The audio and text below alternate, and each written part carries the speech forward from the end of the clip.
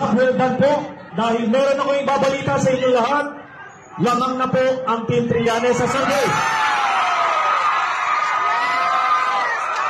Lamang na po tayo. Ito po ang ating ipapanalo sa darating na Lunes. Kailangan po natin sementohin.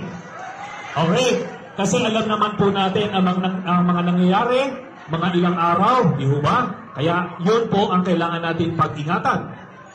Pero dito po sa mga kasama natin dito ngayon, ay sana po ipamalitan nyo na inyong mga miyembro ng pamilya, kapitbahay, kamag-anak dito po sa Caloocan, na darating na po ang Team Trillanes sa City Hall para baguhin ang ating lungsod. Napanood po ninyo. Opo. Yan. Napanood po ninyo yung mga plano. Pagkakin sa lungsod ng Caloocan. Eh, di ba? Naniniwala kayo doon? Naniniwala kayo doon? Ikaw lang pa kayong benepisyo sa hospital natin. Nagpapagamot pa kayo sa Manila, nagpapagamot kayo sa Quezon City. Pumoto kay Mayor. No, barangay 28 lang. Bakit yung mga senior natin, hindi nabibigyan ng pension? Tama, hindi lahat nabibigyan. Yung malapit lang sa kusina. Tama? Napakalapit nila sa lahat. Pero tayo, na alam nila na iboboto natin sila. Susundin nila, pipilitin nila, gagawin nila lahat para ligawan ko. Pero kung pagod na pa kayo sa ganang sistema, tara na!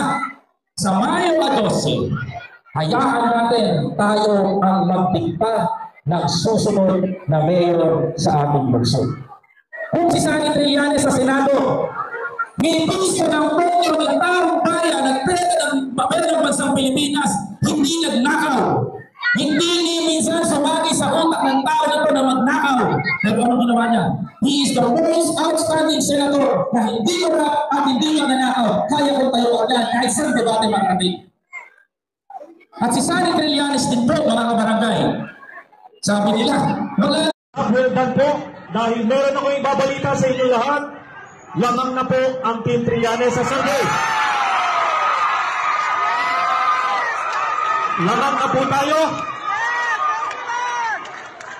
Ito po ang ating ipapanalo sa darating na Lunes. Kailangan po natin sementohin.